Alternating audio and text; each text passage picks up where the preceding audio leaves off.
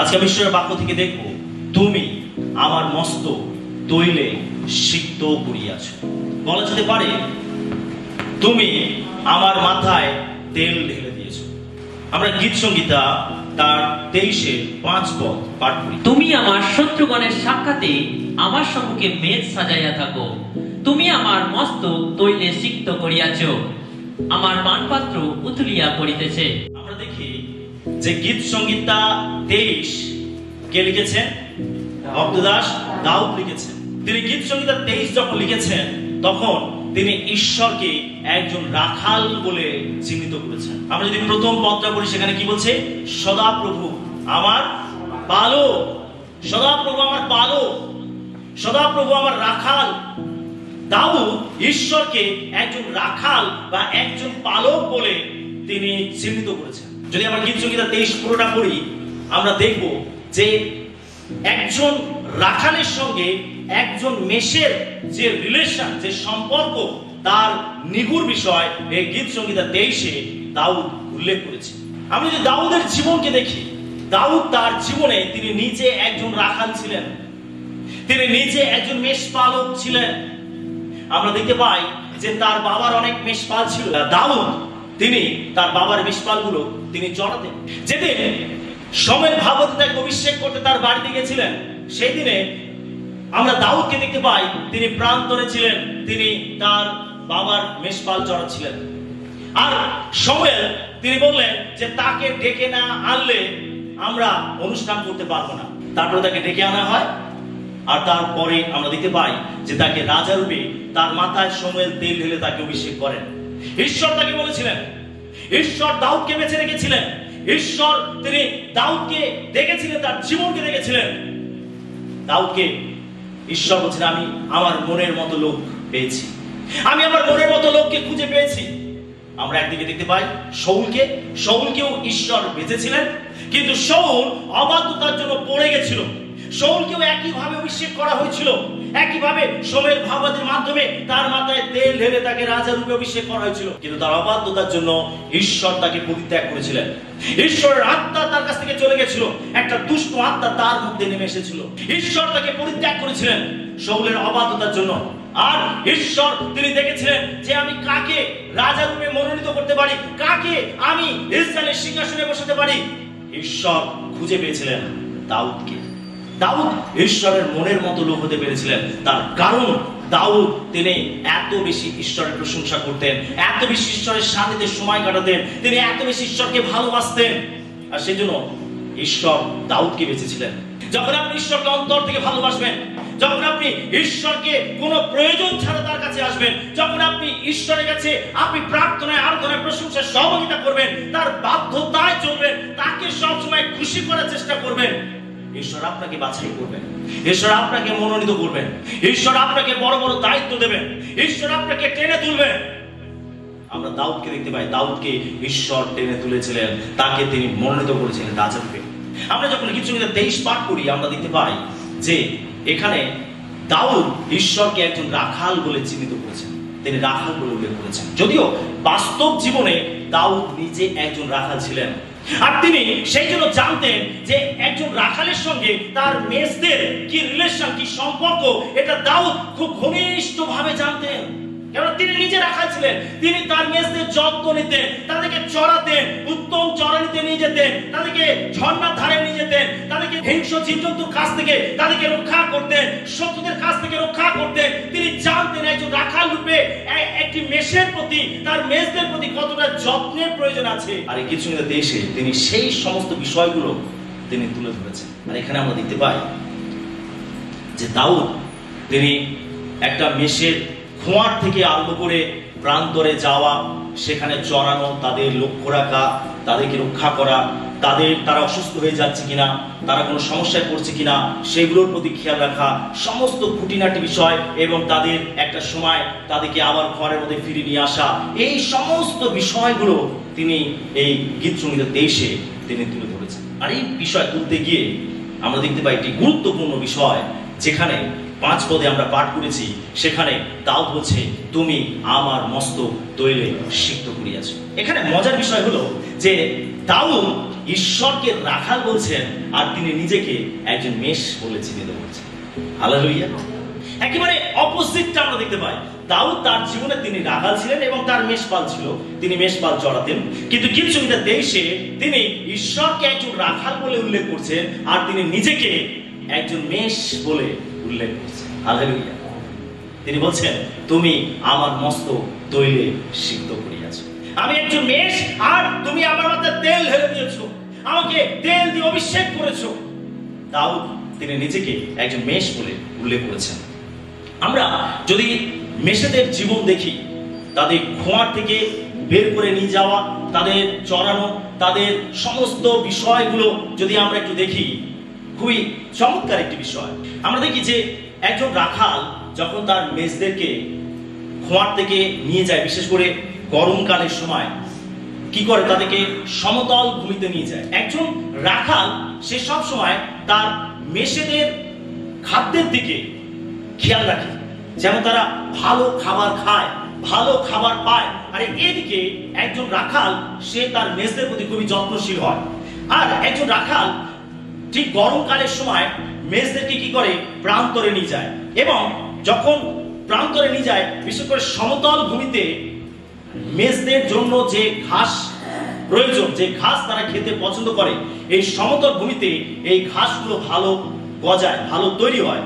আর একজন রাখাল কি করে, সে তার মেষগুলোকে এই চড়াইতে নিয়ে যায়, এই সমতল ভূমিতে নিয়ে যায়।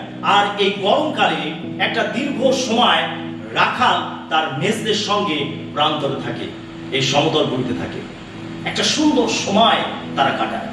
মেষগুলো খুবই আনন্দিত থাকে, তার কারণ তাদের মাঝে তাদের রাখাল রয়েছে। তাদেরকে চড়ানো, তাদেরকে দেখাশোনা করা, তাদের খেয়াল রাখা, সমস্ত কিছুর জন্য মেষেরা খুবই খুশি থাকে। আমরা দেখতে পাই এই খুশির সময়, আনন্দের সময় একটা নিরানন্দের কারণ হয়।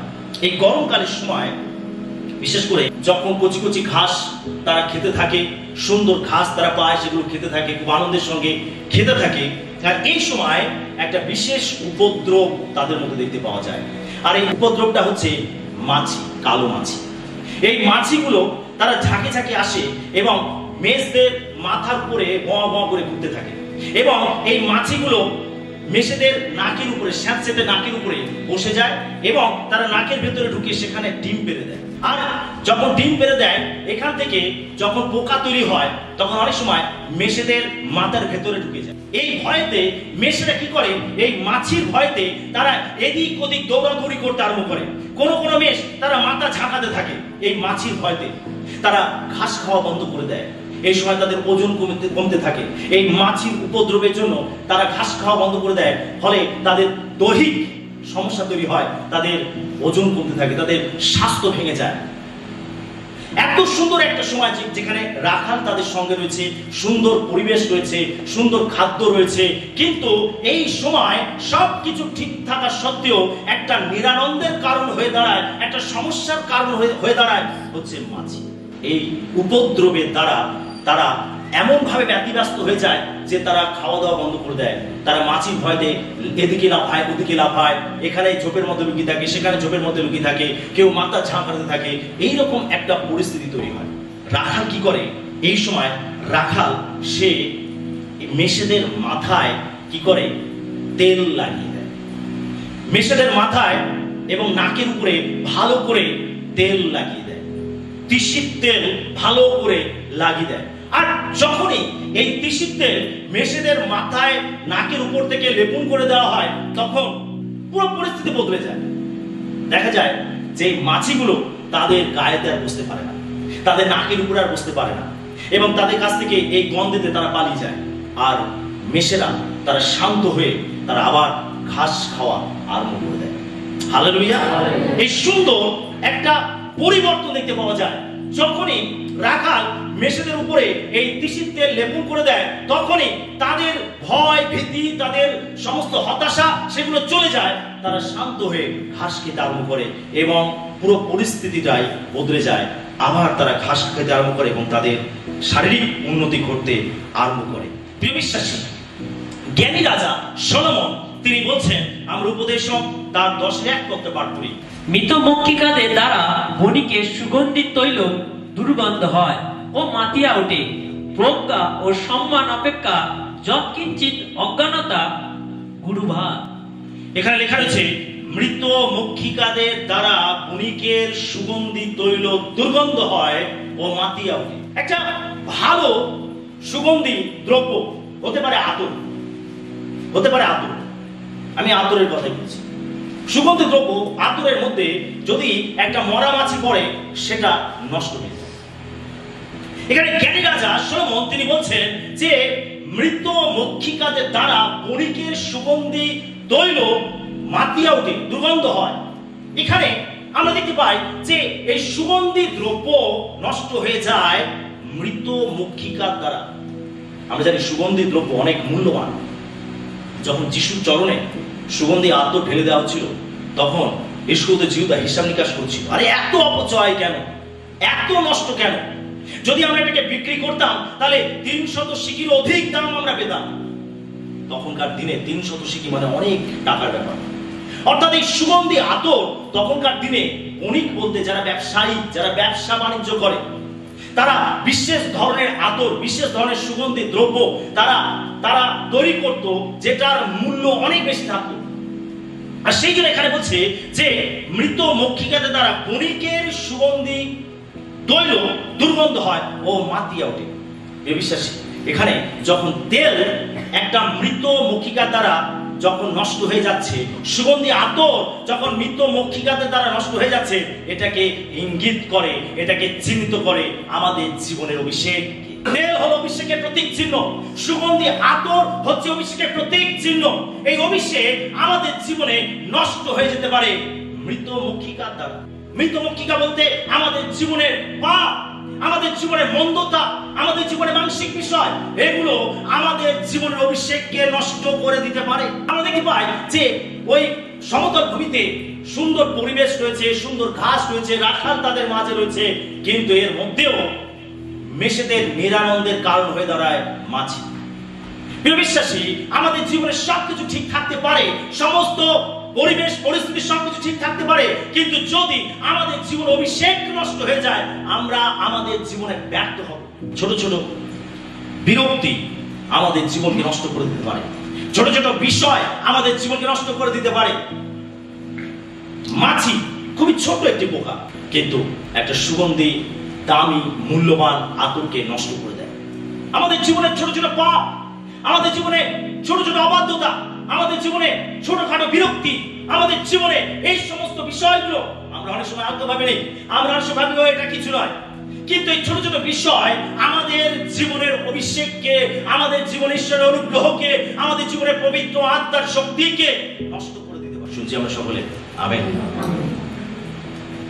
আমরা এখানে দেখতে পাই যে এই সময় যখন এই মাছি তাদেরকে বিরক্ত করে, তখন মেষপাল কি করে, তাদের মেষেদের মাথার উপরে, নাকের উপরে তেল লেপন করে দেয়। প্রিয় বিশ্বাসী, এই সময় যখন আমাদের জীবনে এরকম পরিস্থিতি তৈরি হয়, যখন আমরা দেখি আমাদের জীবনে অনেক কিছু বিরক্তির কারণ হচ্ছে, আমরা যখন দেখতে পাই আমাদের জীবনে বিভিন্ন পাপ, বিভিন্ন মন্দতা, বিভিন্ন জাগতিক বিষয় আমাদের জীবনে প্রবেশ করছে এবং আমাদের অভিষেককে নষ্ট করছে, আমাদের ঈশ্বরের উপস্থিতিকে নষ্ট করছে, আমাদের ঈশ্বরের সান্নিধ্য থেকে দূরে নিয়ে যাচ্ছে, এই সময় আমাদের বিশেষ করে প্রয়োজন আছে পবিত্র আত্মার তেল, পবিত্র আত্মার অভিষেক। আমেন। আমাদের এই সময় প্রয়োজন আছে পবিত্র আত্মার অভিষেক। আমাদের দরকার সেই তেলকে আমাদের উপরে লেপন করা। যদি একবার সেই তেল মেষ পালক, রাখাল মেষেদের মাথায়, নাকের উপরে লেপন করে দেয়, তাহলে অবস্থা পুরোটাই বদলে যায়, পুরো পরিস্থিতিটাই ঘুরে যায়। একইভাবে যদি আমরা প্রভুর কাছে আসি, যখন আমরা আমাদের জীবনে দেখতে পাই যে বিভিন্ন জাগতিক বিষয় আমাদেরকে পেয়ে বসেছে, বিভিন্ন পাপ আবর্জনা আমাদেরকে পেয়ে বসেছে, আমাদের এই সময় দরকার প্রভুর কাছে আসা এবং প্রভুকে বলা, প্রভু তোমার তেল আমার হৃদয়, আমার জীবনে লেপন করো। আমেন। তুমি আমাকে তেল লাগিয়ে দাও, যেন আমি এই সমস্ত পাপ থেকে রক্ষা পেতে পারি, এই সমস্ত জাগতিক বিষয় থেকে রক্ষা পেতে পারি, এই সমস্ত মন্দ বিষয় থেকে, বিরক্তি থেকে আমি যেন নিজেকে রক্ষা করতে পারি। তাই প্রভু তুমি আমার উপরে তেল লাগিয়ে দাও, যখন আমরা এভাবে প্রভুর কাছে আসি, প্রভু আমাদের পরিস্থিতি বোঝেন, প্রভু আমাদের অবস্থা বোঝেন। তিনি জানেন যে আমরা কোথায় বাস করছি, তিনি জানেন যে এই মন্দ অন্ধকার জগতের মধ্যে আমরা বাস করছি, তিনি জানেন আমরা অনেক সময় দুর্বল হয়ে পড়ি, তিনি জানেন, এটা বোঝেন। তার কারণ তিনি রক্ত মাংসের মানুষ এই পৃথিবীতে এসেছিলেন, তিনি দেখেছেন মানুষের অবস্থা, মানুষের পরিস্থিতি, তিনি ভালো করে এটাকে উপলব্ধি করতে পারেন। ভাই বলে তিনি আমাদের পরীক্ষায় সাহায্য করতে পারেন, তার কারণ তিনি নিজে পরীক্ষার মধ্যে থেকে গেছেন, সেই জন্য তিনি পরীক্ষিত গণের সাহায্য করতে পারেন। তিনি নিজে পরীক্ষার মধ্যে থেকে গেছে, তাই তিনি আমাদেরকে সাহায্য করতে পারেন। তিনি বোঝেন যে মানুষ পরীক্ষার মধ্যে পড়লে তাকে কতটা সংঘর্ষ করতে হয়, তাকে কতটা চ্যালেঞ্জ দিতে হয়, তাকে কিভাবে লড়াই করতে হয়, তিনি এটা ভালো করে বোঝেন। তিনি গেতসেমানি বাগানে রক্তঘাম ঝরিয়েছেন, তিনি এটাকে বোঝেন যে পরীক্ষা যখন আসে তখন তাকে কিভাবে সেটাকে সহ্য করতে হয়, লড়াই করতে হয়। প্রভু এটা বোঝেন। তাই আমি যখন প্রভুর কাছে আসি আর প্রভুকে বলি, প্রভু তুমি আমার উপরে তেল লেপন করো, যেন আমি পাপ থেকে রক্ষা পেতে পারি, এই জাগতিকতা থেকে রক্ষা পেতে পারি, এই মন্দতা থেকে রক্ষা পেতে পারি, এই সমস্ত দুশ্চিন্তা থেকে রক্ষা পেতে পারি, এই সমস্ত মন্দ চিন্তা থেকে রক্ষা পেতে পারি, এই সমস্ত মানসিক অভিলাষ থেকে রক্ষা পেতে পারি, এই সমস্ত জাগতিকতা থেকে রক্ষা পেতে পারি। যখন আমরা প্রভুর কাছে এসে তাকে আঁকড়ে ধরি, তাকে তার কাছে বিরতি করি, তখন তিনি আমাদের উপরে তার তেল লেপন করে দেন, তিনি আমাদের তেল মাখিয়ে দেন। হালেলুয়া। প্রিয় বিশ্বাসীরা যখন পরিত্রাণ পায়, তারা যখন যিশুকে গ্রহণ করে, তখন তারা পবিত্র আত্মাকে লাভ করে, পবিত্রতা তাদের জীবনে আসে। আমরা তাকে অনুভব করি আর না করি, কেন আমাদের অনুভূতির উপরে পবিত্রতা কাজ করে না। পবিত্র আত্মা ঈশ্বর প্রত্যেক বিশ্বাসীকে দান করে। যেদিন আমরা যিশুকে আমাদের জীবনের ত্রাণকর্তা বলে হৃদয় গ্রহণ করেছি, সেই দিনের পবিত্র আত্মা আমাদের জীবনে এসেছে। Amen, hallelujah. কি আমরা বিশ্বাস করি? ঈশ্বর তিনি পবিত্র আত্মা আমাদেরকে দেন। ঈশ্বর চান যেন আমরা সেই আত্মাকে আরো বৃদ্ধি করি, অর্থাৎ আমাদের অভিষেককে বৃদ্ধি করি, আমাদের আত্মিক দানকে বৃদ্ধি করি, আমাদের আত্মিক যে এবিলিটি রয়েছে সেটাকে বৃদ্ধি করি। এটা ঈশ্বর চান। সেই জন্য আমরা দেখতে পাই ইফিসীয় তার 5:18 পদে লেখা রয়েছে, আত্মা আত্মার রক্ত হয়ে না, তাহাতে নষ্টামি আছে, কিন্তু আত্মাতে কি হও? হ্যাঁ, আত্মাতে পরিপূর্ণ হও। বাইবেল আমাদেরকে বলে যেন আমরা আত্মাতে পরিপূর্ণ হই। দিন প্রতিদিন আমরা যেন আত্মাতে বৃদ্ধি পাই। ঈশ্বর তিনি আত্মাকে দেন আমাদের কাজ সেটাকে বৃদ্ধি করা। ঈশ্বর তিনি আমাদেরকে তার অনুগ্রহ দেন, আমাদের দায়িত্ব সেটাকে বৃদ্ধি করা। আমাকে বৃদ্ধি করতে গেলে যে পদক্ষেপগুলো নেওয়া উচিত, আমাদের প্রত্যেককে সেই পদক্ষেপ নিতে হবে। আমাদের প্রত্যেককে আমাদের অভিষেককে বৃদ্ধি করার জন্য যেগুলো করণীয় আমাদের সেগুলো করতে হবে। এমনি এমনি অভিষেক বৃদ্ধি পাবে না, এর জন্য আপনাকে মূল্য চোকাতে হবে। মূল্য চোকাতে হবে। মূল্য চোকানো বলতে বোঝায়, মূল্য দেওয়া বলতে বোঝায় আপনার পরিশ্রম, আপনার সময় প্রভুর সঙ্গে কাটানো, প্রভুকে সময় দেওয়া। আপনাকে মূল্য চোকাতে প্রস্তুত থাকতে হবে। হতে পারে আপনাকে প্রার্থনায় অনেক সময় কাটাতে হবে, হতে পারে আপনাকে উপবাসের সঙ্গে সময় কাটাতে হবে, হতে পারে ঈশ্বরের বাক্যের সঙ্গে আপনাকে সময় কাটাতে হবে, হতে পারে আপনাকে ঘুমকে নষ্ট করতে হবে, হতে পারে আপনাকে অনেক কিছু ত্যাগ স্বীকার করতে হবে। এগুলো হচ্ছে মূল্য চোকানো। যে মূল্য চোকাবে আর সে বিশেষ আশীর্বাদ লাভ করবে। যদি আপনি আপনার আত্মিক জীবনকে বৃদ্ধি করতে চান, যদি আপনি আত্মাতে বৃদ্ধি পেতে চান, যদি আপনি আত্মাতে পরিপূর্ণ হতে চান, তাহলে আপনাকে মূল্য চোকাতে প্রস্তুত থাকতে হবে। আমরা যিশুকে দেখতে পাই তিনি মূল্য চুকিয়েছিলেন। তিনি 40 দিন উপবাসের সঙ্গে তিনি প্রান্তরে তিনি প্রার্থনায় ঈশ্বরের সঙ্গে সহযোগিতা করেছিলেন, তিনি মূল্য চুকিয়েছিলেন। আমরা যিশুকে দেখতে পাই তিনি অনেক ভোরে উঠে প্রার্থনা করতেন, তিনি মূল্য চুকিয়েছেন। আমরা দেখতে পাই তিনি সারা রাত জেগে প্রার্থনা করতেন, তিনি মূল্য চুকিয়েছেন। আমরা মূল্য চোকাতে প্রস্তুত না থাকি, আমরা কখনো পবিত্র আত্মার অভিষেক লাভ করতে পারি না, পবিত্র আত্মার অভিষেককে আমরা বৃদ্ধি করতে পারি না। এমনি এমনি বৃদ্ধি পাবে না। প্রভু দেন, আমাদের কাজ সেটাকে বৃদ্ধি করা। Amen, hallelujah. আমাদের দায়িত্ব আমরা যেন অভিষেককে বৃদ্ধি করি। পবিত্র আত্মার কাজ হলো বিশ্বাসীকে প্রভু যিশুর মতো গড়ে তোলা। এটা হচ্ছে পবিত্রতার কাজ। যখন বিশ্বাসীর ভেতরে পবিত্র আত্মা আসে, বিশ্বাসীর হৃদয় পবিত্র আত্মা আসে, তখন পবিত্র আত্মা কি করে? সেই বিশ্বাসীকে যিশুর মতো করে গড়ে তোলে। আর সেই জন্য আমরা দেখতে পাই রোমীয় তার 8:29 পদে কি লেখা রয়েছে, কারণ তিনি যাহাদিগকে পূর্বে জানিলেন, তাহাদিগকে আপন পুত্রের প্রতিমূর্তির অনুরূপ হইবার জন্য পূর্বে নিরূপণও করিলেন, যেন ইনি অনেক ভ্রাতার মধ্যে প্রথমজাত হন। আমরা দেখি কি বলছে বাইবেল, কি বলছে পৌল কি বলছেন।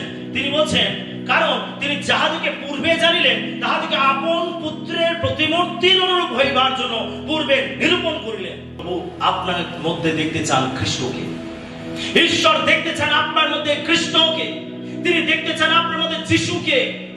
পবিত্র আত্মার কাজ হলো আপনাকে যিশুর মতো করে গড়ে তোলা, পবিত্র আত্মার কাজ। আমরা অনেক সময় ভাবি পবিত্র আত্মা আমার উপরে আসলে, পবিত্র আত্মার অভিষেক আমি পেলে আরে এইরকম বড় বড় কাজ করব, ওই রকম বড় বড় মিরাকেল করব, আরে এই করব সেই করব। বিশ্বাসী, ঈশ্বরের বাক্য আমাদেরকে বুঝতে হবে। ঈশ্বরের বাক্য কি বলে? পবিত্র আত্মা যখন আমাদের জীবনে আসে তখন আমাদেরকে কি করে? খ্রিস্টের মতো করে গড়ে তোলে। হালেলুয়া। এটা হচ্ছে পবিত্র আত্মার বিশেষ কাজ, খ্রিস্টের মতো করে গড়ে তোলা। এটা হচ্ছে পবিত্র আত্মার কাজ। আমরা পৌল কি বলছেন যে আমাদেরকে আগে থেকে মনোনীত করা হয়েছে, আমাদেরকে আগে থেকে চয়ন করা হয়েছে যেন আমরা খ্রিস্টের মতো হয়ে উঠি। হালেলুয়া। আমাদের কার মতো হতে হবে? খ্রিস্টের মতো। পবিত্র আত্মাকে পেলে আমরা খ্রিস্টের মতো হয়ে উঠবো। পবিত্র আত্মা আমাদের জীবনে আসলে আমরা খ্রিস্টের মতো হয়ে উঠবো। আর এটা পৌল তিনি বলছেন পবিত্রতার কাজ হলো যেন পবিত্র আত্মা আমাদের জীবনে এসে আমাদেরকে খ্রিস্টের মতো করে গড়ে তোলে। কোথায় আমাদের জীবনে খামতি আছে, ঘাটতি আছে, দুর্বলতা আছে, সেগুলোকে কেটে ছেটে একবারে পরিষ্কার করে দেওয়া, আমাদের মধ্যে সেই গুণগুলো নিয়ে আসা, আমাদের মধ্যে সেই স্বভাবগুলো নিয়ে আসা, যেগুলো খ্রিস্টীয় স্বভাব, যেগুলো খ্রিস্টের মধ্যে রয়েছে, সেইগুলো আমাদের মধ্যে তৈরি করা। এটা হচ্ছে পবিত্রতার কাজ। কিন্তু আমরা অনেকে পবিত্রতাকে ভুল ভাবে নেই। আমরা শুধু পবিত্রতাকে একটি ক্ষমতা, একটি শক্তি হিসাবে দেখি। এটা হচ্ছে সব থেকে বড় ভুল বিশ্বাসী জীবনে। যদি কোনো বিশ্বাসী পবিত্রতাকে শুধু ভাবে যে পবিত্র আত্মা মানে শুধু একটি ক্ষমতা, শুধু একটি শক্তি, আর এটা তার জীবনে, আত্মিক জীবনে এটা একটা মূর্খামি। পবিত্র আত্মা একজন ব্যক্তি, তিনি যখন আমাদের জীবনে আসেন তখন তিনি আমাদেরকে খ্রিস্টের মতো করে গড়ে তোলেন। আমাদের কথাবার্তার মধ্যে পরিবর্তন নিয়ে আসেন, আমাদের চলাফেরার মধ্যে পরিবর্তন নিয়ে আসেন, আমাদের জীবনযাপনের মধ্যে পরিবর্তন নিয়ে আসেন, আমাদেরকে নত নম্র করেন, আমাদেরকে ভালোবাসতে শেখায়, আমাদেরকে ঈশ্বরের চরিত্রের মধ্যে আমাদেরকে পরিচালিত করে। সেই জন্য আমরা পরিবর্তন হতে পারি, সেই জন্য আমরা নতুন মানুষ হয়ে যাই। বাইবেল বলছে আমরা খ্রিস্টেতে নতুন সৃষ্টি। হালেলুয়া। এটা পবিত্রতার কাজ, আমাদেরকে নতুন করে সৃষ্টি করা, নতুন রূপ দেওয়া, খ্রিস্টের প্রতিমূর্তিতে গড়ে তোলা। এটা হচ্ছে পবিত্রতার কাজ।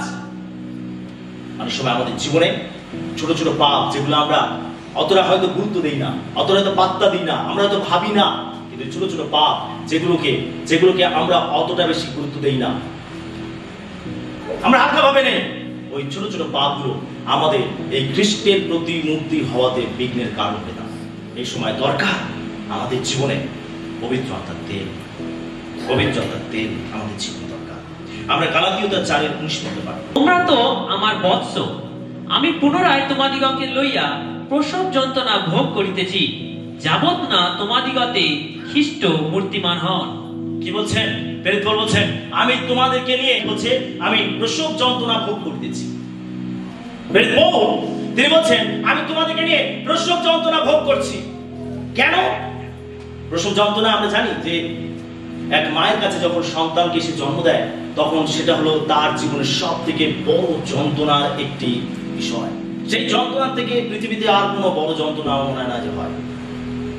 এক মা এটাকে বোঝে যে সন্তানকে জন্ম দেওয়ার সময় তাকে কতটা ব্যথা দিতে হয়, কতটা যন্ত্রণা পেতে হয়।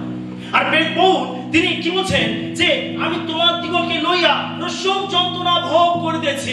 কেন? কেন পৌল তিনি বিশ্বাসীদের জন্য প্রসব যন্ত্রণা সহ্য করতেন? লেখা রয়েছে যাবৎ না তোমাদিগতে খ্রিস্ট মূর্তিমান। হালেলুয়া। কেন পৌল তিনি বিশ্বাসীদেরকে নিয়ে এতটা প্রসব যন্ত্রণা ভোগ করতেন? কেন? তার কারণ পৌল বলছেন যেন তোমাদের মধ্যে খ্রিস্টীয় মূর্তিমান হয়, যেন খ্রিস্টকে দেখতে পাওয়া যায়। আর এই জন্য আমি তোমাদের জন্য প্রসব যন্ত্রণা ভোগ করছি। আমি দেখতে চাই তোমাদের মধ্যে খ্রিস্টকে, আমি দেখতে চাই তোমাদের কথাবার্তা, চলাফেরা, আচার ব্যবহারের মধ্যে খ্রিস্টকে মূর্তিমান হতে। আমি দেখতে চাই তোমরা এক একজন খ্রিস্টেতে পরিণত হয়েছো। আমি দেখতে চাই তোমাদের মধ্যে। হয়তো বিশ্বাসীরা সেভাবে চলছিল না, হয়তো বিশ্বাসীরা খ্রিস্টীয় জীবনযাপন করছিল না, হয়তো তাদের জীবনে কোনো দুর্বলতাগুলো দেখতে পাওয়া যাচ্ছিল, আর সেই জন্য প্রেরিত পৌল এটা নিয়ে যন্ত্রণা ভোগ করছিলেন, একেবারে প্রসব যন্ত্রণা ভোগ করছিলেন। আত্মিক যন্ত্রণা, এটা আত্মিক যন্ত্রণা। তিনি তার যন্ত্রণাকে বোঝাতে গিয়ে তিনি প্রসব যন্ত্রণার সঙ্গে তুলনা করেছেন। তিনি বলছেন, যতক্ষণ না আমি দেখতে পাই খ্রিস্ট তোমাদের মধ্যে মূর্তিমান হচ্ছেন, ততক্ষণ পর্যন্ত আমার এই যন্ত্রণা থামবে না। বিশ্বাসী, ঈশ্বর পবিত্র আত্মার অভিষেক আমাদেরকে দেন যেন আমরা খ্রিস্টের প্রতি মূর্তি হতে পারি, আমরা খ্রিস্টের মতো হই। Amen, hallelujah, hallelujah.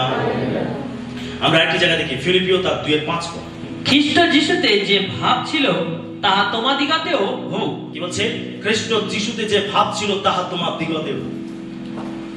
কি ছিল খ্রিস্টের ভাব? কি ছিল? আমরা যখন 4টে সুসমাচার পড়ি, যিশুর জীবনী পড়ি, আমরা যিশুকে দেখতে পাই যখন তিনি পৃথিবীতে ছিলেন তার কেমন মনোভাব ছিল। কেমন ছিল মনোভাব? প্রতিশোধ নেওয়া, এরা মনোভাব ছিল। অত্যাচার করা, এরা মনোভাব ছিল। পাপ করা, এরকম মনোভাব ছিল। ঈশ্বর অবাধ্য হওয়া, এরকম মনোভাব ছিল। লোকেদের সঙ্গে খারাপ ব্যবহার করা, খারাপ আচরণ করা, এরকম মনোভাব ছিল খ্রিস্টের মধ্যে না। খ্রিস্ট হলো প্রকৃত প্রেমের একটি নিদর্শন। প্রেম কাকে বলে, স্নেহ কাকে বলে, ভালোবাসা কাকে বলে, ভক্তি কাকে বলে, প্রার্থনাশীল জীবন কাকে বলে, বাধ্যতা কাকে বলে, ধার্মিকতা কাকে বলে, আমরা খ্রিস্টকে দেখতে পাই। এগুলো হচ্ছে তার প্রতীক ছিল, তার বহিঃপ্রকাশ। আর প্রেরিত পৌল এখানে বলছেন, খ্রিস্ট যিশুতে যে ভাব ছিল তাহা তোমাদিগতেও হোক। হালেলুয়া। কি আমাদের মধ্যে খ্রিস্টের ভাব আছে? আমাদের চলাফেরা, আমাদের কথাবার্তা, আমাদের আচার ব্যবহার, প্রত্যেকটা বিষয়ের মধ্যে কি খ্রিস্ট বহিঃপ্রকাশ হচ্ছে? খ্রিস্টকে কি আমরা প্রকাশ করতে পারছি? খ্রিস্টকে কি দেখতে পাওয়া যাচ্ছে আমাদের জীবনের মধ্যে? হয়তো অনেক জায়গায় না, হয়তো অনেক জায়গায় না। আমরা একটুতেই রেগে যাই, আমরা একটুতেই অন্যের সঙ্গে দুর্ব্যবহার করি, আমরা একটুতেই বিভিন্ন মন্দ আচরণ করি, আমরা প্রতিশোধ নেই, আমরা ঘৃণা করি, আমরা ক্ষমা করতে পারি না। এমন অনেক দুর্বলতা আমাদের মধ্যে দেখতে পাওয়া যায়। কিন্তু বাইবেল বলছে খ্রিস্টের যে ভাব ছিল তা তোমাদের মধ্যে যেন দেখতে পাওয়া যায়। যদি পবিত্র আত্মার অভিষেক আমরা লাভ করি তাহলে আমরা খ্রিস্টের মতো হয়ে উঠব। আর এটা হচ্ছে পবিত্র আত্মার কাজ। Hallelujah, hallelujah. সেই জন্য এই চিন্তা ভাবনার জন্য মাথা থেকে সরিয়ে দিই। পবিত্র আত্মা মানে ও একেবারে আমি সবকিছু ওলটপালট করে দেব না, ভুল চিন্তা, ভুল চিন্তা। পবিত্র আত্মা ঈশ্বর দিয়েছেন এই পারপাসে যেন আমরা খ্রিস্টের মতো হয়ে উঠি। Amen, hallelujah, hallelujah.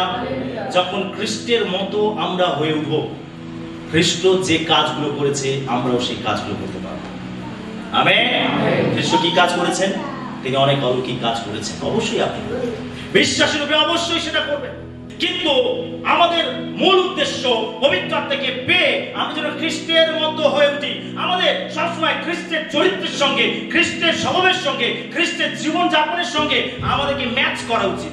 দেখা উচিত যে ম্যাচ হচ্ছে কিনা, মিল হচ্ছে কিনা। যেটা মিল হচ্ছে না কেটে বাদ দিতে হবে আমাদের জীবন। আমেন। যদি ম্যাচ করছে না ওটাকে কেটে বাদ দিতে হবে। যিশুর জীবনের সঙ্গে আমাদের জীবনকে মেলাতে হবে। তার চলাফেরা, তার কথাবার্তা, তার আচার ব্যবহার, প্রত্যেকটা জিনিসের সঙ্গে আমাদের জীবনকে মেলাতে হবে।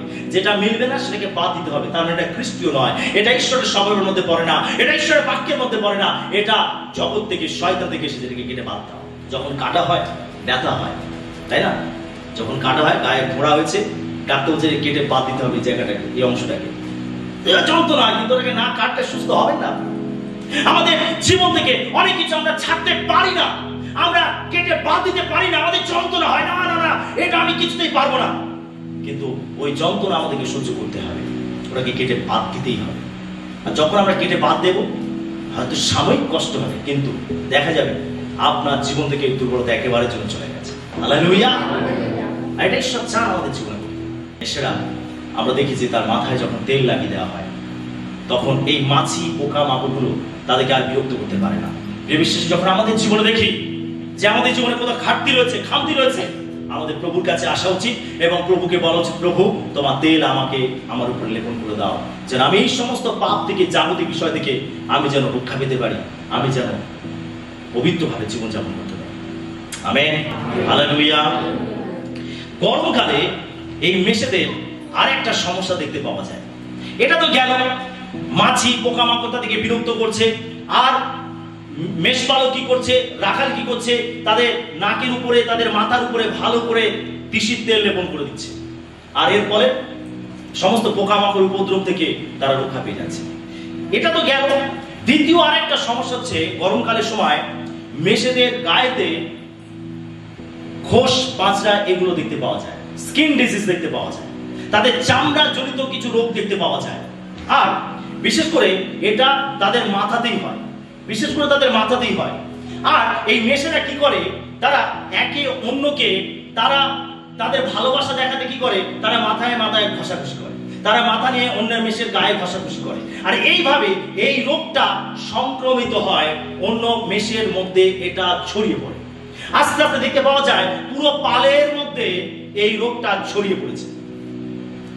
তাদের প্রত্যেকেই পুরো মেষের পালের মধ্যে দেখতে পাওয়া যায় যে এই স্কিন ডিজিজটা ছড়িয়ে পড়েছে, সবাই আক্রান্ত হয়ে পড়েছে। এরকম অবস্থায় মেষপালক তিনি কি করেন, তিনি একটা চৌবাচ্চা তৈরি করেন, আর সেই চৌবাচ্চার মধ্যে তিনি কি করেন, জলে ভর্তি করেন, আর তার মধ্যে তিসির তেল এবং কিছু রাসায়নিক দ্রব্য দিয়ে সেটাকে ভালো করে জলটার সঙ্গে মিশিয়ে নেয়। আর তারপরে এই রাখাল কি করে, মেষপালক কি করে, প্রত্যেকটা মেষটা সাধারণত জলের মধ্যে ডুবতে চায় না সহজে, তাদের ডোবানো কিন্তু মুশকিল, তারা মাথা কিন্তু সহজে ডোবাতে চায়। আর সেই জন্য এখানে মেষপালক কি করে, প্রত্যেকটা মেষকে এক এক করে ধরে ওই জলের মধ্যে, চৌবাচ্চার মধ্যে ভালো করে ডুবিয়ে দেয়, তারা মাথাটা কিছুতে ডোবাতে চায় না। আর এখানে রাখাল কি করে, তাদের মাথা সবাই ভালো করে চেপে জলের মধ্যে ভালো করে ডুবিয়ে দেয়, যাতে ওই যে জলে মেশানো যে তেল এবং রাসায়নিক দ্রব্য রয়েছে, যাতে সেটা তাদের মাথায় এবং শরীরের প্রত্যেকটা অংশে ভালো করে লেগে যায়, এবং এই চামড়ার রোগ থেকে তারা যেন প্রত্যেকে সুস্থ হতে পারে। প্রত্যেকটা মেষকে ধরে ধরে ধরে কি করে, সে এক এক করে ভালো করে ওই চৌবাচ্চার মধ্যে যে জল রয়েছে সেই জলের মধ্যে ভালো করে ডুবিয়ে দেয়। আর একবার এভাবে করতে পারলে তারা সেই রোগ থেকে সম্পূর্ণ মুক্ত হয়ে যায়, পুরো পালটাই রক্ষা পেয়ে যায়। Hallelujah, hallelujah. পুরাতন নিয়মে যে সমস্ত মেষ ঈশ্বরের কাছে উৎসর্গ করা হতো, সেই মেষগুলো নিখুঁত হতে হতো। কি মনে আছে তো আমাদের? আমরা গুড ফ্রাইডে দিনে বিশেষ করে এই বাক্যটা আমরা শুনে থাকি, ইস্তার পর্বের সময় আমরা শুনে থাকি যে কোনো মেষকে যদি বলি দিতে হয় তাহলে সেই মেষকে হতে হবে নিখুঁত। সেটাকে কি করা হতো, তাকে যাজকের কাছে দেওয়া হতো, যাজক সেটাকে ভালো করে পরীক্ষা নিরীক্ষা করে দেখতো যে কোথাও কাটা ফাটা ভাঙা কিছু আছে কিনা, যদি থাকতো এটাকে বাদ দেওয়া হতো, এটা উপযুক্ত নয় বলি দেওয়ার জন্য। যেটা একেবারে নিখুঁত সেটাকে বলি দেওয়ার জন্য যোগ্য বলে বিবেচনা করা হতো এবং তাকে বলি দেওয়া হতো। ঈশ্বরের কাছে কোনো মেষকে উৎসর্গ করতে হলে সেই মেষকে হতে হতো নিখুঁত, নিখুঁত, নিখুঁত না হলে এটাকে বাদ দেওয়া হতো। প্রিয় বিশ্বাসী, বাইবেল আমাদেরকে বলে আমরা হলাম ঈশ্বরের মেষ, আমরা হলাম যিশুর মেষ, আমরা হলাম যিশুর মেষ, তিনি হলেন আমাদের রাখাল, আমরা তার মেষ। এখানে গীতসংহিতা 23-এ দাউদ নিজেকে মেষ বলে চিহ্নিত করেছেন, আর ঈশ্বরকে তিনি একজন রাখাল বলে উল্লেখ করেছেন। প্রিয় বিশ্বাসী, বাইবেল আমাদেরকে বলে যেন মেষ রূপে আমরা ঈশ্বরের যোগ্য বলি হতে পারি, যেন আমরা প্রত্যেকে যেন ঈশ্বরের যোগ্য হতে পারি, যেন আমাদের জীবনে এমন কোন পাপ না থাকে, এমন কোন দুর্বলতা না থাকে যেটার জন্য আমরা ঈশ্বরের উপস্থিতি থেকে বঞ্চিত হয়ে যাই, ঈশ্বরের সান্নিধ্য হওয়া থেকে বঞ্চিত হয়ে যাই। আমাদের জীবনের পাপ, আমাদের জীবনের মন্দতা, আমাদের জীবনের অধার্মিকতা আমাদের ঈশ্বর থেকে বঞ্চিত করে দেয়, ঈশ্বর থেকে দূরে নিয়ে যায়, ঈশ্বর থেকে দূরে নিয়ে যায়। এই খোস পাঁচড়া থেকে সুস্থ করার জন্য রাখাল কি করে, সে ওই জলের মধ্যে ভালো করে ডুবিয়ে দেয়, যার মধ্যে তিসির তেল এবং রাসায়নিক দ্রব্য মেশানো থাকে। এটা হচ্ছে সেই রোগের চিকিৎসা, সেই রোগের চিকিৎসা। প্রিয় বিশ্বাসী, আমাদের জীবনে এরকম অনেক ধরনের আধ্যাত্মিক রোগ রয়েছে, আমাদের জীবনে এরকম অনেক ধরনের দুর্বলতা রয়েছে। আমরা মার্কটা 7:20-23 পদ পাঠ করি। তিনি আরো কহিলেন, মনুষ্য হইতে যাহা বাহির হয় তাহাই মনুষ্যকে অশুচি করে। কেননা ভিতর হইতে মনুষ্যদের অন্তঃকরণ হইতে কুচিন্তা বাহির হয়, বেশ্যাগমন, চৌর্য, নরহত্যা, ব্যভিচার, লোভ, দুষ্টতা, ছল, লম্পটতা, কুদৃষ্টি, নিন্দা, অভিমান ও মূর্খতা, এই সকল মন্দ বিষয় ভিতর হইতে বাহির হয় এবং মনুষ্যকে অশুচি করে।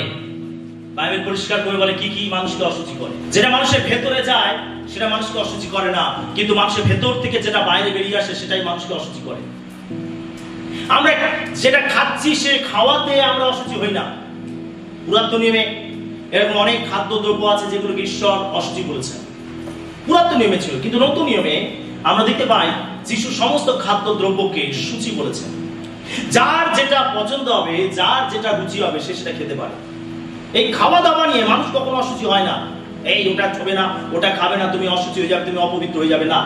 খাওয়া দাওয়াতে কখনোই মানুষ অশুচি হয় না। মানুষের যেটা ভেতরে যায় সেটা মানুষকে অশুচি করে না। যে খাদ্য আমরা খাই সেটাতে আমরা অশুচি হই না। যার যেটা রুচবে সে সেটা খেতে পারে। আমরা পেরিত তার 10 অধ্যায় দেখতে পাই যে ঈশ্বর সমস্ত খাদ্য দ্রব্যকে সূচি বলেছেন। যখন পিতর ক্ষুধার্ত ছিল, ছাদের উপরে প্রার্থনা করছিল, আর তখন স্বর্গ থেকে একটা চাদর নেমে এসেছিল। সেই চাদরের মধ্যে সমস্ত ধরনের প্রাণী ছিল, সূচি প্রাণী এবং অসুচি প্রাণী। পুরাতন নিয়মে যেগুলোকে অশুচি বলা হয়েছে সেই সমস্ত প্রাণীও ছিল এবং সমস্ত সূচি প্রাণীও ছিল। আর যেহেতু পিতর ক্ষুধার্ত ছিল সেজন্য ঈশ্বর বললেন, পিতর তুমি ধরো, মারো আর খাও। পিতর তখন কি বলেছিল? না প্রভু, আপনি জানেন কোন অশুচি খাদ্যদ্রব্য আমার উদরের মধ্যে প্রবেশ করেনি। তারপরে সেখানে অশুচি খাদ্য ছিল, আর সেজন্য পিতর বলছিল যে এই সমস্ত অশুচি খাদ্য আমি খেতে পারবো না। 3 বার এটা হয়। তারপরে তাকে বলে, ঈশ্বর যখন সবকিছুকে সূচি বলেছেন তখন তুমি অশুচি বলার কি? ঈশ্বর সমস্ত খাদ্যদ্রব্যকে সূচি বলেছেন নতুন নিয়মে। সেই জন্য পুরাতন নিয়মের থেকে নতুন নিয়মকে শ্রেষ্ঠ বলা হয়েছে। আমেন। পুরাতন নিয়মের থেকে নতুন নিয়মকে শ্রেষ্ঠ বলা হয়েছে।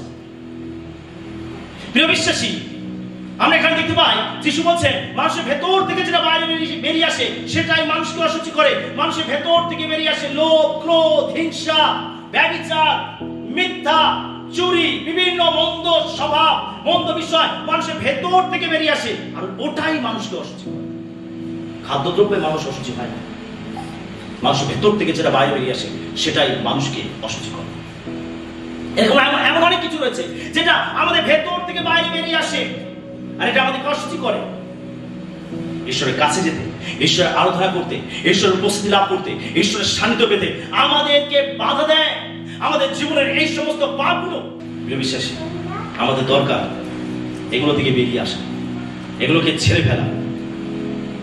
এছাড়াও অনেক কিছু রয়েছে, বিভিন্ন ধরনের জাগতিক বিষয় রয়েছে, বন্ধু বান্ধব, বিভিন্ন টিভি সিরিয়াল, বিভিন্ন রেডিও প্রোগ্রাম, বিভিন্ন খবরের কাগজ, বিভিন্ন বন্ধু বান্ধব, বিভিন্ন আড্ডা, বিভিন্ন পার্টি, বিভিন্ন জাগতিক বিষয়, এগুলো কি করে? আমাদের জীবনকে অশুচি করে। সেরকম কি বলছেন যে একজন বিশ্বাসীর সঙ্গে একজন অবিশ্বাসী কিসের সহভাগিতা? তার মানে আমাদের জীবনে কিছু কিছু বাউন্ডারি রাখতে হবে, আমাদের জীবনে কিছু শৃঙ্খলা রাখতে হবে, আমাদের জীবনে চারিদিকে একটা বেড়া দিতে হবে যাতে আমরা এমন কিছু না করি যেটার দ্বারা আমরা সংক্রমিত হতে পারি। আমাদের জীবনে বিভিন্ন ধরনের, আমাদের জীবনে বিভিন্ন পাপ মন্দতা আমাদের জীবনকে যাতে গ্রাস না করে সেই জন্য আমাদের জীবনে বাউন্ডারি দেওয়া প্রয়োজন আছে।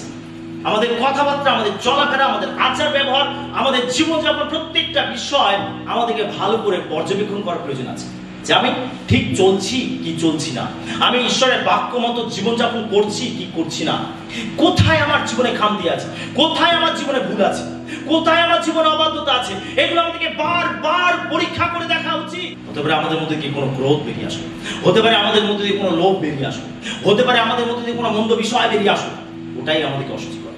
একজন মেষ যে প্রভুকে অনুসরণ করবে তাকে এমন বলি উৎসর্গ করতে হবে, এমন আরাধনা করতে হবে, এমন ভাবে প্রার্থনা করতে হবে, এমন ভাবে বাধ্যতায় চলতে হবে যাতে প্রভু তার জীবন দ্বারা খুশি হতে পারে। কিন্তু আমাদের জীবনে এই সমস্ত দুর্বল বিষয়গুলো আমাদেরকে অশুচি করে, ঈশ্বরের উপস্থিতি থেকে দূরে নিয়ে যায়। Hallelujah, hallelujah. এগুলো থেকে রক্ষা পেতে হলে আমাদের দরকার পবিত্র আত্মার অভিষেক। প্রভুকে বলা উচিত, প্রভু তুমি আমার মস্তকের উপরে তেল ঢেলে দাও, আমার জীবনের উপরে তেল ঢেলে দাও, যেন আমি এই সমস্ত পাপ আবর্জনা থেকে রক্ষা পেতে পারি। Amen, hallelujah. যখন গরমকাল চলে যায়,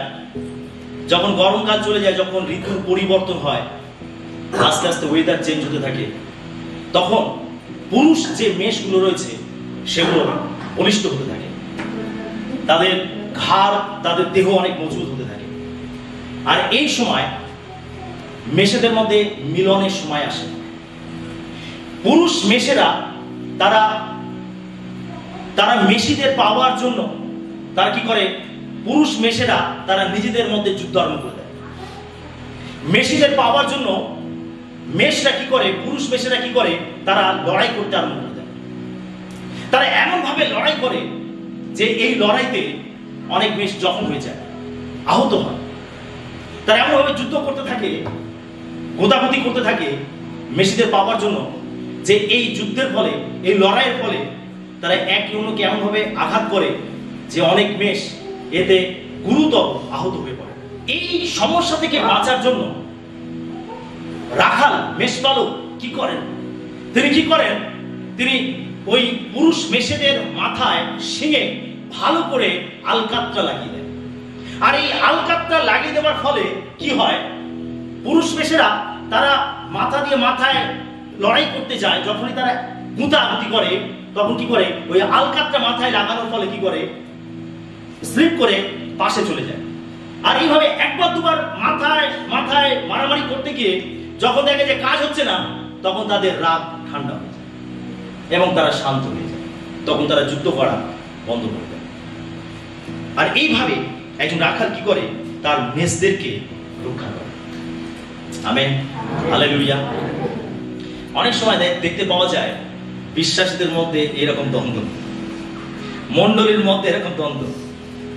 বিশ্বাসী বিশ্বাসীকে সহ্য করতে পারছে না, বিশ্বাসী বিশ্বাসীকে দেখে ঘৃণা করছে। আর এই বিশ্বাসীর জন্য একেবারে ক্রোধে পরিপূর্ণ। আরে অমুক ব্যক্তি গেছে প্রার্থনায়, আমি যাব না। অনেক বিশ্বাসীর মধ্যে এরকম ধরনের মনোভাব। বিশ্বাসী বিশ্বাসীকে সহ্য করতে পারে না, বিশ্বাসীদের মধ্যে দলাদলি, বিশ্বাসীদের মধ্যে গোলযোগ, যেটা হওয়া উচিত নয়। যদি খ্রিস্টের প্রতিমূর্তি আমরা হই, যদি খ্রিস্টের মতো আমরা হই, তাহলে আমাদের মধ্যে কেন দলাদলি থাকবে? যিশু 12 জন শিষ্যের মধ্যে ইস্করিওত জিহুদা ছিল। ইস্করিওত জিহুদা বিশ্বাসঘাতকতা করেছিল। যিশু জানতো, তবু যিশু গেতসেমানি বাগানে যখন ইস্করিওত জিহুদা যিশুকে ধরে দিতে এসেছিল, তখন যিশু তাকে বন্ধু বলে সমাদর করেছিলেন। বন্ধু, তুমি কোথায় থেকে আসো? যিশু জানতেন তাকে ধরে দেবে, যিশু জানতেন তার সঙ্গে বিশ্বাসঘাতকতা করছে, যিশু জানতেন যে তাকে শত্রুদের কাছে 30টা মুদ্রার বিনিময়ে বিক্রি করে দিচ্ছে, জানে যে তার চুম্বনের মধ্যে বিশ্বাসঘাতকতা রয়েছে। তবুও যিশু ইস্করিওত জিহুদাকে বলছে, বন্ধু তুমি কোথা থেকে আসলে? যদি খ্রিস্টীয় স্বভাব আমাদের মধ্যে থাকে, যদি আমরা খ্রিস্টের মতো হয়ে উঠি, তাহলে আমাদের মধ্যে এই দলাদলি বিবাদ কেন থাকবে? সেই জন্য প্রেরিত পৌল করিন্থীয় মণ্ডলী বিশ্বাসীদেরকে বলছেন যে তোমাদের মধ্যে বিবাদ রয়েছে, দলাদলি রয়েছে, তার মানে তোমরা এখনো মানসিক রয়েছে। যদি বিশ্বাসীদের মধ্যে এই দলাদলি বিবাদ গোলযোগ থাকে, তার মানে জানতে হবে যে বিশ্বাসীরা এখনো মানসিক রয়েছে, এখনো তারা আত্মিক হতে পারেনি, এখনো তাদের জীবনে পরিবর্তনের প্রয়োজন আছে, এখনো তাদের আরো নবীনীকরণের প্রয়োজন আছে। অনেক সময় বিশ্বাসীদের মধ্যে গোলযোগ দেখতে পাওয়া যায়। আর সেই জন্য যারা অবিশ্বাসী তারা বলে, মণ্ডলীর বাইরে দাঁড়িয়ে তারা বলে, আমরা এখানেই ভালো আছি, আমরা মণ্ডলীর ভেতরে যাব। লোকেদেরকে কি আকর্ষণ করে? খ্রিস্টীয় স্বভাব, খ্রিস্টীয় প্রেম লোকেদেরকে আকর্ষিত করে। এই জগতের সব থেকে যেটা বেশি প্রয়োজন আছে, আর সেটা হচ্ছে প্রেম। মানুষের জীবনে যেটা সব থেকে বেশি প্রয়োজন আছে, সেটা হচ্ছে প্রেম। মানুষের জন্য আকাঙ্ক্ষী, সেটা হচ্ছে প্রেম, প্রকৃত প্রেম। না, আমি ওই যুবক যুবতীদের প্রেমের কথা বলছি না, কোন মানসিক প্রেমের কথা আমি বলছি না, জাগতিক কোন প্রেমের কথা আমি বলছি না। আমি যে প্রেমের কথা বলছি সেটা হচ্ছে প্রকৃত প্রেম, ঐশ্বরিক প্রেম, 1 করিন্থীয় 13 অধ্যায়ের প্রেম। ঈশ্বর আমাদের জীবনে ওই প্রেম দেখতে চান। আর ওই প্রেমের ঘাটতি থাকার জন্য আমরা অনেক আত্মাকে নষ্ট করে ফেলি। ওই প্রেমের ঘাটতি থাকার জন্য আমরা অনেককে পরিবর্তন করতে পারি না। ওই প্রেমের ঘাটতি থাকার জন্য অনেকে বিশ্বাসীদের কাছে আসতে চায় না, মণ্ডলীর মধ্যে আসতে চায় না। তার কারণ প্রকৃত প্রেমের প্রয়োজন আছে। জগতের মধ্যে যে দেখুন, মানুষের মধ্যে স্বার্থপরতা রয়েছে। জগতের দিকে চেয়ে দেখুন, মানুষ কেবল নিজেরটাকে বোঝে। মানুষ অন্যের দুঃখ ব্যথা কষ্ট নিয়ে কোনো মাথা ঘামায় না। মানুষের কোনো মাথা ব্যথা নেই। মানুষ হলো স্বার্থপর। যদি ওই একই বিষয় মণ্ডলীর মধ্যেও থাকে, খ্রিস্ট বিশ্বাসীদের মধ্যেও থাকে, তাহলে আর আমাদের জীবনে পরিবর্তন কোথায়? যখন জগতের লোকেরা মণ্ডলীর মধ্যে আসবে, যখন মণ্ডলীর মধ্যে প্রকৃত প্রেম দেখতে পাবে, বিশ্বাসীদের মধ্যে প্রকৃত প্রেম দেখতে পাবে, তারা আকর্ষিত হবে, তারা আকর্ষিত হবে, তারা আবার আসতে চায়, আর এটা তাদের জীবনকে পরিবর্তন করবে। তারা খ্রিস্ট প্রেমের স্বাদ পাবে। যদি আমাদের জীবনে স্বাদ না থাকে, আমরা অন্যকে কখনো স্বাদ যুক্ত করতে পারবো না। আমাদের জীবনে আগে দরকার স্বাদ, প্রকৃত ঐশ্বরিক স্বাদ। ঈশ্বরের স্বাদ আছে, তাই না? আমরা কিছু কিন্তু 34 পদ পাঠ করেছি, আস্বাদন করে দেখো সদাপ্রভু মঙ্গলময়। ঈশ্বরের স্বাদ আছে, ঈশ্বরের স্বাদ আছে, টেস্ট আছে। আমি যদি ঈশ্বরের স্বাদ পাই, তাহলে আমাদেরকে অন্যকে ঈশ্বরের স্বাদ দিতে হবে। সেই জন্য শিশু থেকে কি বলছেন? তোমরা পৃথিবীর লবণ, তোমরা জগতের জ্যোতি। এই জন্য বলছে, যেন আমরা লবণ স্বরূপ হই, আমরা যেন অন্যকে স্বাদযুক্ত করি, আমরা যেন জ্যোতি স্বরূপ হই, আমরা যেন অন্ধকারের মাঝে আলো দিতে পারি। এই জন্য প্রভু আমাদেরকে জ্যোতির সঙ্গে তুলনা করেছেন, এই জন্য প্রভু আমাদেরকে লবণের সঙ্গে তুলনা করেছেন। প্রভু চান আমাদের জীবনে যেন সেই স্বাদ থাকে, সেই প্রেম থাকে। কিন্তু দেখতে পাওয়া যায় যে বিশ্বাসীদের মধ্যেই দলাদলি, গোলযোগ, ঈর্ষা, প্রতিযোগিতা, বিভিন্ন হিংসাত্মক মনোভাব বিশ্বাসীদের মধ্যে দেখতে পাওয়া যায়। আর এটা আমাদের জীবন থেকে দূর করতে হবে। এর জন্য দরকার আমাদের জীবনে পবিত্র আত্মার অভিষেক, এর জন্য দরকার পবিত্রতার তেল। যদি আমরা এটাকে অনুভব করতে পারি যে আমার জীবনে এই দুর্বলতা রয়েছে, তাহলে আমাদেরকে প্রভুর কাছে আসা উচিত এবং প্রভুকে বলা উচিত, প্রভু তোমার তেল আমার উপরে লেপন করো।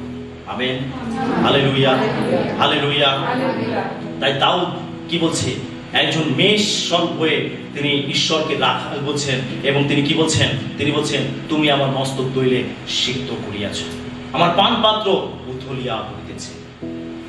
যখন আমরা প্রভুর কাছে আসবো, প্রভু আমাদেরকে তার পবিত্র আত্মাতে অভিষিক্ত করবেন, তার তেল আমাদের উপরে লেপন করবেন, এবং আমরা এই সমস্ত ব্যাধি থেকে, এই সমস্ত রোগ থেকে, এই সমস্ত আত্মিক দুর্বলতা থেকে, এই সমস্ত পাপ থেকে আমরা নিজেদেরকে রক্ষা করতে পারবো, এবং আমরা আরো বেশি ঈশ্বরের মহিমা, আরো বেশি ঈশ্বরের গৌরব করতে পারবো। আমাদের মধ্যে খ্রিস্টকে দেখতে পাওয়া যাবে, খ্রিস্ট মূর্তিমান হবে আমাদের জীবনের মধ্যে থেকে। Hallelujah, hallelujah. আজকে যদি সত্যি আমরা আমাদের জীবনে এটা রিয়েলাইজ করতে পারি যে আমার জীবনে তেলের ঘাটতি আছে, আমার জীবনে তেল লেপন করার প্রয়োজন আছে, আমার জীবনে এই দুর্বলতা আছে, আমার জীবনে এই সমস্যা আছে, আমার জীবনে এই পাপ আছে, আমার জীবনে এই অবাধ্যতা আছে, তাহলে আজকে আরেকবার আমাদেরকে প্রভুর কাছে আসতে হবে এবং প্রভুকে বলতে হবে, প্রভু তুমি আমার উপরে তোমার তেল লেপন করো।